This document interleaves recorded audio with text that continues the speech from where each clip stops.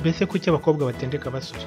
Muri iki gihe usanga abakobwa bafite ingeso itari nziza yo kubeshya abasore barenze umwe ngo barabakunda, kandi bigasa naho byabaye umuco mu bakobwa nubwo n'abasore ari uko, ariko iyo bigeze mu bakobwa usanga byarafashe indi ntera. Imwe mu mpamvu rero zituma abakobwa batendeka ni izi ngizi. Impamvu ya mbere ni ukugira isoni no gutinya abahungu. Abakobwa benshi usanga bagira amasoni yo kubwira abahungu icyo batekereza, bigatuma bapfa kwemera ibyo babwiwe byose, kuko hari abahungu bamwe na bamwe wabwira ko nta rukundo wamuha bikaba byamubabaza cyane ndetse bikavamo n'inzika ndende. Impamvu ya kabiri, gukunda utuntu no kutagira urukundo.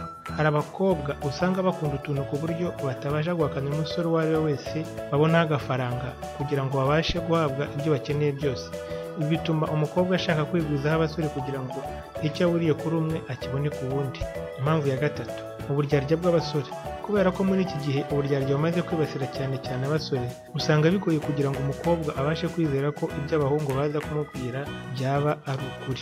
Impamvu ya kane, kwirinda kugumirwa. Iyo umukobwa ageze mu gihe cyo guteswa n'abasore benshi, ntabwo abasha kugira uwo ahakanira, kuko aba yumva ko agize uwo ahakanira cyangwa akagira uwo yizera cyane byazamugiraho ingaruka zo kwisanga nta n'umwe akigira nk'inshuti, akazahera iwabo nta mugabo abonye.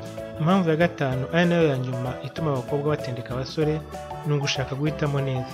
Abakobwa benshi bakunda gukora iki kintu cyo gutendeka kugira ngo abashe guhitamo yitonze akurikije uko abona inshuti ze zihagaze, kuko hari ubwo baza kumusaba urukundo nyamara ariko akaba atarabonamo uwo yifuza. Nubwo rero abakobwa benshi babikora nk'aho ari inzira nziza bakoresha ngo babashe kugira abakunzi beza cyangwa bagaragare neza, ariko ibabaza abahungu cyane, kuko hari ubwo umuhungu aba yaragukunze by'ukuri maze yasanga umukobwa yaramutendetse bigatuma yamuhemukira kubera umujinya. Mubigejejweho na Bangambiki Habyarimana.